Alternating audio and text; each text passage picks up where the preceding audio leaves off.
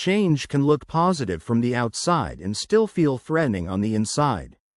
A new job, a healthier relationship, a move to a better city, or a chance to grow can all create fear. The mind does not ask only whether change is good. It asks whether the future is predictable enough to feel safe. The first reason change scares people is loss of familiarity. Familiar does not always mean healthy. It simply means known. A stressful routine can feel safer than an unknown improvement because the brain has already learned the rules of the old situation. Predictable discomfort can feel less dangerous than unpredictable possibility. Think about someone leaving a job they dislike. They may complain about the boss, salary, and workload for years.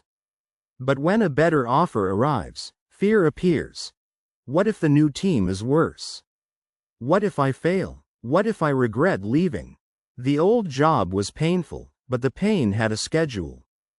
Change also threatens identity. If a person has always been the reliable helper, setting boundaries may feel like becoming selfish. If someone has always been shy, speaking up may feel fake. Growth can require letting go of an old self-image, and people often grieve that even when the new version is healthier. The brain prefers stories it can finish. Change interrupts the story. Before the change, you know what usually happens on Monday morning, who calls, what annoys you, and how you cope. After the change, too many scenes are blank. Fear rushes in to fill those blanks with worst-case predictions. Risk perception becomes distorted during major transitions. The mind tends to magnify what could go wrong and minimize what is already going wrong. A person in a bad apartment may obsess over moving costs while forgetting the daily noise, long commute, and constant stress they're already paying for emotionally. Change is harder when previous attempts were punished. A child who was mocked for trying something new may become an adult who hesitates before any visible effort. Someone who once changed careers and struggled may treat every future transition like a repeat of that pain. The fear is not random, it has memory. Social pressure adds another layer. People may fear disappointing parents, confusing friends, losing status, or being judged for choosing differently. A person may stay in a predictable path because it is easier to defend. Change sometimes requires not only courage, but a willingness to be misunderstood for a while. The body can react to change before logic catches up.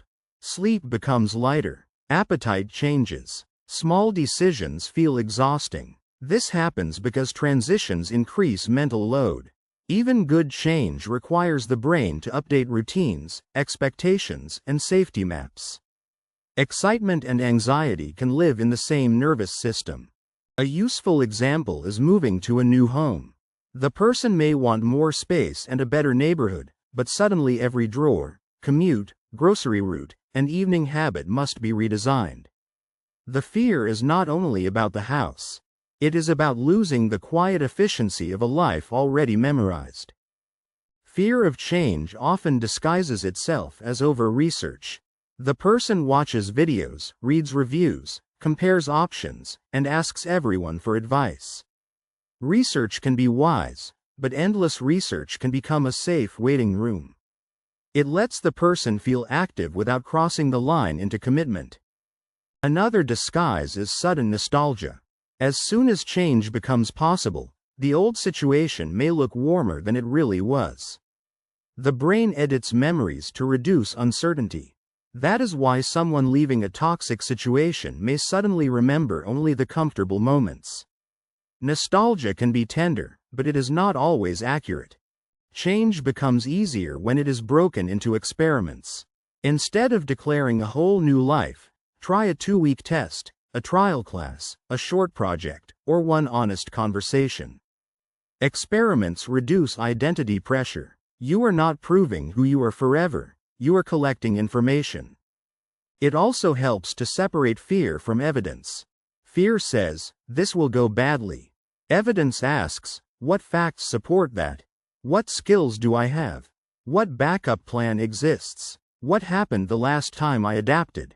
This kind of questioning does not remove uncertainty, but it stops fear from pretending to be prophecy. Supportive people make change less lonely.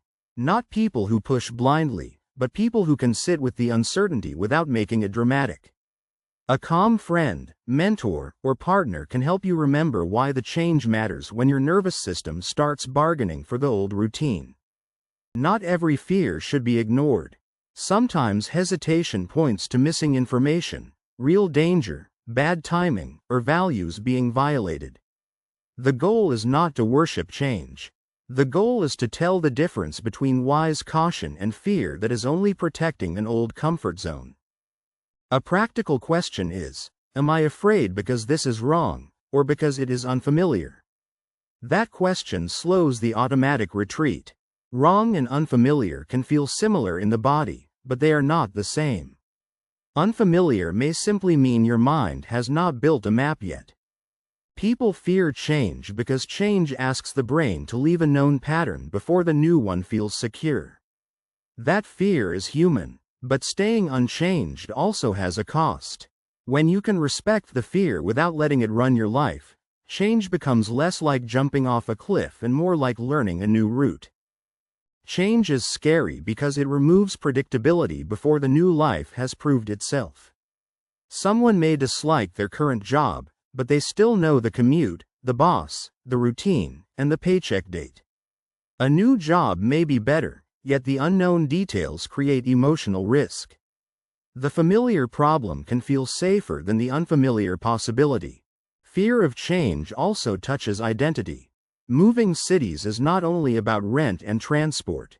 It can mean losing the role of being the reliable friend nearby, the known employee, or the person who always has a plan. When life changes, people may grieve an old version of themselves even when the new direction is healthy. A practical way to reduce fear is to separate reversible from irreversible decisions.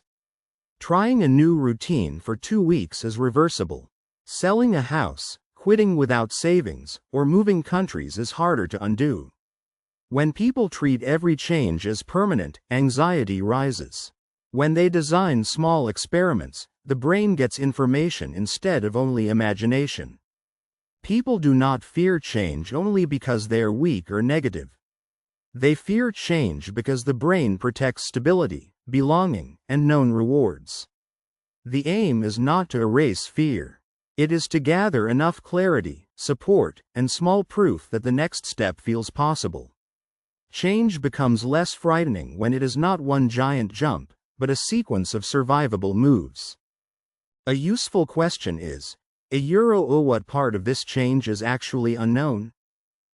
Sometimes the fear is about money. Sometimes it is about losing status, routine, support, or identity. Naming the unknown makes the fear smaller and more workable. You can plan for money, schedule support, test a routine, or grieve an old chapter without pretending the fear is silly.